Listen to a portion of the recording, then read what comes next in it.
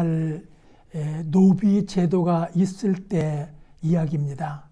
어느 부잣집 양반집에서 노비를 3사람을 사용하고 있었는데 어느 날 그분이 마음을 후하게 먹어서 새 노비를 불러놓고 이제 나가서 자유롭게 살아라.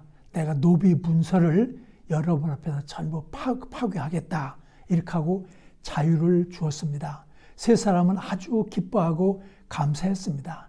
그런데 이 주인이 말합니다. 그런데 하나 부탁이 있다고, 마지막 이제 떠나기 전에 새끼줄을 좀 가늘게 꽈주고 가라고 내가 마지막 부탁한다고. 그러면서 집단을 3단씩 각자에게 맡겼습니다.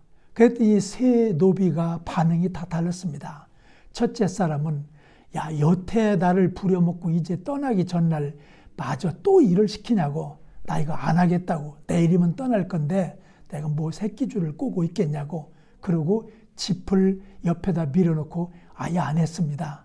두 번째 사람도 마음은 비슷했습니다. 근데 그는 신용이라도 내자 그러면서 새끼줄을 꼬긴 꼬는데 아주 굵게 꽈가지고 몇 발 안 되게 짧게 꼬고 말았습니다. 근데 3번째 사람은 달랐습니다.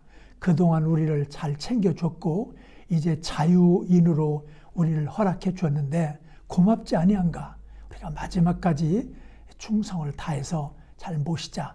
이제 또 내일이면 우리가 떠날 건데 마지막 부탁하신 거니까 곱게 꽂아. 그러면서 정성스럽게 새끼줄을 아주 가늘고 길게 다 꽈놓고 잤습니다.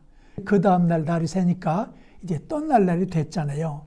주인이 3 노비를 불러놓더니 그동안 수고 많이 했다고, 내가 무엇인가 좀 나눠주고 싶어서 오늘 여러분에게 불렀다고. 그리고 그 3사람을 광 속으로, 곡간 속으로 들어가서 큰 항아리 속에 상평통보, 이 엽전을 가득 보여주면서 어제 저녁에 자네들이 꼰 새끼줄에다가 이 엽전 돈을 꿰 수 있는 데까지 꿰갖고 가라고 그렇게 얘기를 했습니다. 첫째 사람은 땅을 치며 후회했습니다. 나는 주인의 속도 모르고 새끼줄 하나도 꼰 게 없으니 한 푼도 내가 가져갈 수가 없구나 하고 후회를 했습니다. 두 번째 사람은 꼬긴 꽈는데 새끼줄을 굵게 꽈서 억지를 써도 이 엽전들이 잘 들어가질 않아서 애를 쓰면서 겨우 몇 개를 거기다 담아 넣게 됐습니다.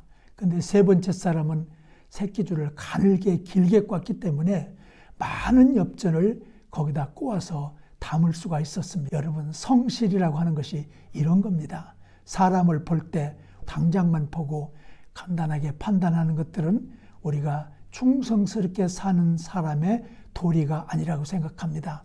비슷한 이야기가 또 있습니다.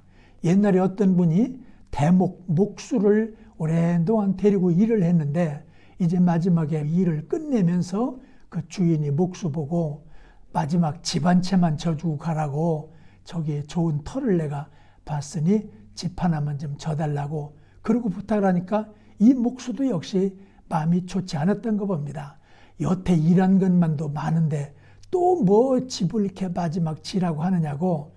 그러면서 대답은 해놨지만 그저 폐자재, 망가진 거 이런 것을 쪼가리를 붙여가지고 적당히 모양을 내서 주인이 보이지 않는 석가래니 대들보를 다 만들어 놓고 대충 해서 집의 모양은 잡혔는데 튼튼한 집이 아닌 이런 집을 졌습니다. 근데 그 다음에 집을 다 져놓으니까 주인이 말해요.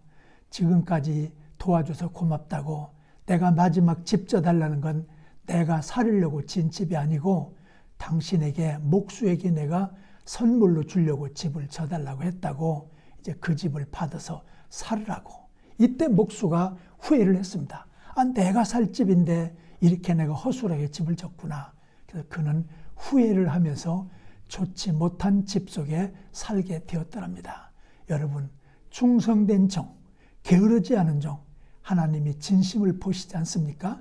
마지막에 지은 방법에 따라 공력이 나타날 때인데 불에다 타거나 보석처럼 견디는 2 종류의 집이 있을 것입니다.